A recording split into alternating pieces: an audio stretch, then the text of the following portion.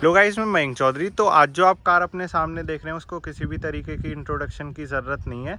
तो इंडिया में जिसका भी बजट 40 से 50 लाख का रहता है, सबसे पहले दिमाग में आती है कि यार फॉर्च्यूनर देख कर आते हैं, क्योंकि सबकी ये पहली पसंद है। इंडियन रोड कंडीशन के हिसाब से एकदम रफ एंड टफ गाड़ी है।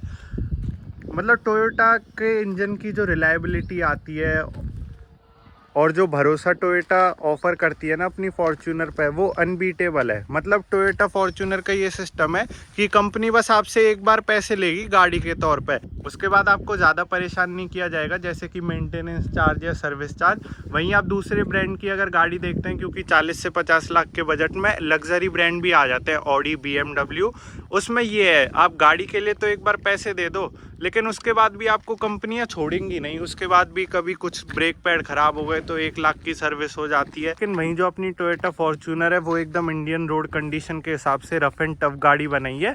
तो अब जैसे कि आप सभी को पता होगा कि ये वाला जो अपना फॉर्च्यूनर है इसका भी फेसलिफ्ट आ गया है और अब तो मार्केट में लेजेंडर भी आ गई है। तो आज हम देखने वाले हैं टोयोटा फॉर्च्यूनर 4x4 है ये, इसका ओनरशिप एक्सपीरियंस कि ओनर को कैसा फील होता है लेजेंडर आने के बाद। तो टोयोटा फॉर्च्यूनर के ओनर हमारे साथ आ गए हैं, मिस्टर अभिषेक चौधरी। भाई बहुत बहुत स्वागत है आपका चैनल पे। धन्यवाद। तो भाई व्यूअर्स जानना चाहते हैं जिनके पास मतलब टोयोटा फॉर्च्यूनर जैसी भारी भरकम गाड़ी होती है, उनका प्रोफेशन क्या है, मतलब वो काम क्या करते हैं बेसिकली। प्रोफेशन इसको हर तरह का आदमी लेना पसंद करता है, चाहे वो पॉलिटिशियन हो, चाहे वो एक बिजनेसमैन हो, चाहे वो किसी अदर फील्ड में अच्छे उसमें काम करता हो। जिसका भी बजट 40 से 50 लाख में, वो इस गाड़ी के बारे में एक बार ज़रूर सोचता है, जैसा कि आप पहले अपने व्यूअर्स को बता चुके हैं। और भाई अपना प्रोफेशन क्या है। हम रियल स्टेट का काम करते हैं, हम बिल्डर हैं। मेरा काम रियल स्टेट का है, बिल्डिंग लाइन का। हम बिल्डिंग बनाते हैं। और पीछे मैं आपको दिखाऊं ये जो फ्लैट और अपार्टमेंट बन रहे हैं ये भी भाई बनवा रहे हैं। तो वही मतलब टोयोटा फॉर्च्यूनर आपने कब ली थी। भाई टोयोटा फॉर्च्यूनर देखा जाए तो मैं 2013 से हम इसको यूज़ कर रहे हैं। हमारे पास इससे पुरानी वाली वर्जन भी था टोयोटा फॉर्च्यूनर का, जो कि हमने 2018 में उसे बेच के और 2018 में हमने नया वाला मॉडल लिया टोयोटा फॉर्च्यूनर का, जो उस टाइम पे ये नई थी जब ये आई थी। तो तकरीबन 7-8 साल से हम टोयोटा फॉर्च्यूनर यूज़ कर रहे हैं अपनी डेली लाइफ में। तो वही मतलब फॉर्च्यूनर आपके पास जैसे पुरानी वाली थी, तो फॉर्च्यूनर बेच के ही फॉर्च्यूनर लेना, मतलब आपको इतनी पसंद थी टोयोटा। टोयोटा तो पसंद थी, और टोयोटा की ये फॉर्च्यूनर कार तो उससे भी ज़्यादा पसंद आई, क्योंकि सबसे अच्छी बात तो इसमें हमें ये लगी कि ये इंडियन रोड्स के लिए सबसे बेस्ट गाड़ी है। इसे कहीं भी कुदा दो, कहीं से भी निकाल लो, इस गाड़ी को कुछ फ़र्क नहीं पड़ता।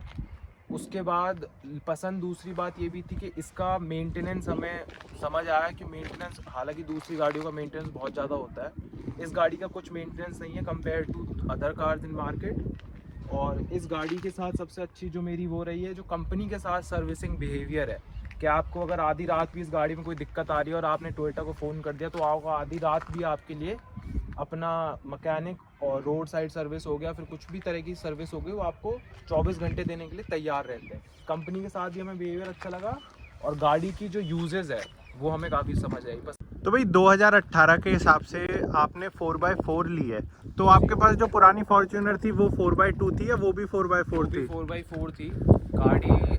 हमेशा हम प्रेफर करते हैं, कोशिश करते हैं कि हम उसका 4x4 और टॉप मॉडल जो भी उस वर्जन में है वो लेना प्रेफर करते हैं, क्योंकि लेने के बाद ये नहीं होना चाहिए कि इसमें अगर हम इससे अच्छा वर्जन ले लेते तो शायद बेहतर रहती। तो हम कोशिश करते हैं कि हम जो भी गाड़ी लें उसका टॉप मॉडल लेना ही प्रेफर करते हैं। तो ये भी भाई के पास मैं आपको बताना चाहूँगा डीजल ऑटोमेटिक है। जी, डीजल ऑटोमेटिक है, 4x4 2018 मॉडल। तो भाई 2018 में आपको ये कितने की पड़ गई थी लगभग। ये उस टाइम पे हमें पड़ गई थी ऑन रोड 42 लाख और 50,000, शायद मेरे को इतना अच्छे से याद नहीं है, पर इतने की ही थी उस टाइम पे। और अब जैसे कि 2022 में आपको पता ही होगा इस वाली फॉर्च्यूनर का भी फेसलिफ्ट आ गया, तो वो आपको कैसा लगता है। फॉर्च्यूनर का फेस लिफ्ट आया, पर मैं उसे देखा जाए तो आज के टाइम में वो गाड़ी अच्छी लगती है, नो डाउट मेरे को भी काफ़ी पसंद आई है। पर मेरा ये कभी प्रेफरेंस नहीं हुआ कि मैं ये बेच के और वही सेम चीज़ लूँ। हालांकि 2-3 ग्रिल बदले हैं उसमें, कि ज़्यादा उसमें चेंज नहीं है, अगर मेरे पास इससे पहले वाली फॉर्च्यूनर होती तो मैं उस पे अपग्रेड करना काफ़ी प्रेफर करता, बट इस फॉर्च्यूनर से मैं उस पे जाना प्रेफर नहीं करूँगा क्योंकि ज़्यादा इतना मुझे डिफरेंस फील नहीं हुआ। हाँ भाई भी सही कह रहे हैं, क्योंकि इतने मेजर चेंजेस नहीं है, बस हल्की फुल्की ग्रिल बदल दी, बाकी इंटीरियर सेम है, बस उसका थोड़ा मीटर वीटर चेंज कर दिया। तो भाई मैं जैसे कि नंबर देख पा रहा हूँ, तो नंबर यार मतलब मुझे काफ़ी स्पेशल सा लग रहा है, 4567। तो इसके पीछे क्या ये आपने अलग से लिया है नंबर? हाँ, ये नंबर के लिए हमने एप्लीकेशन लगाई थी और इस नंबर को ख़रीदा गया है। इससे पहले जो फॉर्च्यूनर थी उसका नंबर 1234 था, तो अब इस वाली फॉर्च्यूनर का नंबर हमने 4567 लिया। हमने थोड़ा आगे बढ़े और आज की डेट में जो भी हमारे पास गाड़ियां हैं उन सभी का नंबर 4567 है। तो भाई इसके अलावा और कौन कौन सी कार है आपके पास? इसके अलावा मेरे पास अभी हाल ही में हमने 2-2.5 महीने पहले हमने एंडेवर स्पोर्ट ली है, एक ऑडी Q3 भी है, उसके बाद एक होंडा सिटी भी है, और एक हाल ही में 4 से 5 महीने पहले एक महिंद्रा थार ली है। तो जैसे कि आप देख पा रहे हैं काफ़ी अच्छा खासा काम है भाई का, मतलब 3-4 गाड़ी ओन करते हैं और 4567 सबका ही नंबर है। तो भाई ये नंबर कितने का लगभग बैठ जाता है?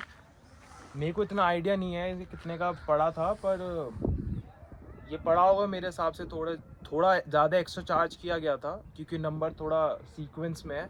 मेरे को ऐसा फिक्स रेट नहीं पता कि ये टोटल अमाउंट कितने का पड़ा, पर हाँ ये थोड़ा महंगा नंबर पड़ा था क्योंकि एक सीक्वेंस में है, इसकी डिमांड मार्केट में बहुत है। सही है, मतलब बढ़िया है, जब 3-4 गाड़ी हैं तो एक ही नंबर की हो तो थोड़ा देखने में भी सोबर लगता है। कुछ हमें टोयोटा फॉर्च्यूनर की देखने को मिल जाती है, काफ़ी सिमिलर है ये। आज के टाइम पे भी कंपनी यही ऑफर कर रही है, जिसमें हमें लॉक अनलॉक और बूट का एक्सेस देखने को मिल जाता है। अगर हम इसको प्रेस करके रखेंगे तो सिंपली बीप बजती है, उसके बाद बूट अपना ओपन हो जाता है। ये मतलब फीचर काफ़ी बढ़िया लगता है भाई देखने में। ये प्रैक्टिकल कितना है? ये फ़ीचर मेरे हिसाब से देखा जाए तो इस गाड़ी का one of the best feature मैं कहूँगा, क्योंकि जैसा कि मुझे कभी डिग्गी से कुछ सामान रखवाना है और मैं इस गाड़ी के किसी भी अराउंडनेस से आसपास भी होऊंगा तो मैं वहीं से प्रेस कर दूंगा तो गाड़ी का जो बूट है वो ऑटोमेटिकली खुल जाएगा, और उसके बाद जैसे ही इसमें कुछ सामान वामान किसी ने रखा मेरे अलावा, वो सामान रख के ये प्रेस बटन, फिर चाबी की इसमें आवश्यकता नहीं है, यूज़ नहीं है, इसको सिर्फ प्रेस कर दीजिए, ये ऑटोमेटिकली क्लोज़ हो जाता है। तो भाई जैसे कि इतना टाइम हो गया तो आज तक मोटर वोटर में इसमें प्रॉब्लम नहीं, थोड़ी आई है दिक्कत कोई? नहीं आई है। ऐसी जो मैकेनिक की जो बेसिक चीज़ है उसमें मेरे को कोई आज तक दिक्कत नहीं आई कि मेरा ये ख़राब हुआ है वो ख़राब हुआ है। हाँ, इसमें एक दिक्कत कभी कभी आती है, जो चीज़ बदली भी गई है, इसका जो वाइपर जो है, जिसे ये जो है इस बैक का और आगे का, उसकी मोटर कभी ख़राब हुई है मेरी, वो एक बार ही हुआ है। हालांकि 2 फॉर्च्यूनर यूज़ करी है, पहली बार मुझे फॉर्च्यूनर गाड़ी में एक ही इशू आया है इस मोटर का, उसके अलावा इसमें कोई मुझे इशू ऐसा कोई मैकेनिक या अंदर से इशू नहीं आया गाड़ी में। मतलब टोयोटा काफ़ी रिलायबल है अपने प्रोडक्ट में। टोयोटा बहुत रिलायबल है, और टोयोटा जो प्रोडक्ट यूज़ कर रही है अपने इसके अंदर की, चाहे वो बैटरी हो गई, चाहे वो इंजन हो गया, चाहे कुछ और चीज़ हो गया, मटेरियल हो गया, वो मेरे हिसाब से जितना क्वालिटी दे सकती है इस प्राइस रेंज में वो बेस्ट प्रोवाइड करती है। इसलिए ये गाड़ी मेरे हिसाब से मेरे अलावा इस देश के लाखों लोगों की one of the favourite car मानी जाती है। थोड़ा कार के अंदर चलते हैं, तो भाई अंदर आ जाइए प्लीज़ कार के, और थोड़ा इंटीरियर में बैठ के बात करते हैं। ऐसे कुछ हमें डोर हैंडल देखने को मिल जाते हैं, भाई ने 7D लगवाए हुए हैं, और ये स्कफ प्लेट हमें ऐसी कुछ देखने को मिल जाती हैं। तो भाई अब जैसे कि आपको इतना टाइम हो गया यूज़ करते हुए, तो आपको कार के पॉजिटिव नेगेटिव आप कुछ शेयर करना चाहेंगे? इस गाड़ी में पॉजिटिव चीज़ें ज़्यादा हैं, नेगेटिव चीज़ें भी हैं, पर वो बहुत कम है। जैसा कि अगर मैं इस गाड़ी को कंपेयर करूं अपनी दूसरी गाड़ी एंडेवर से, तो चलाने में उतनी स्मूथ नहीं है जितनी वो स्मूथ है। मतलब इसको चलाने के बाद घंटे 2 घंटे 4 घंटे चलाने के बाद फील होगा कि हमने कुछ गाड़ी चलाई है और थकान महसूस होने लगेगी। हालांकि अगर मैं अपनी गाड़ी दूसरी एंडेवर की बात करूं तो उसको चलाने के वक्त मुझे इतना, क्योंकि वो मेरे हिसाब से ज़्यादा स्मूथ है इसके कंपेयर टू, बट ऐसे कि मुझे कोई दूसरी इसकी अच्छी बात साइड टू साइड ये भी है, चलाने की बात कर ही रहे हैं तो हम, इसकी अच्छी बात ये है कि ये थोड़ी पावरफुल गाड़ी लगती है।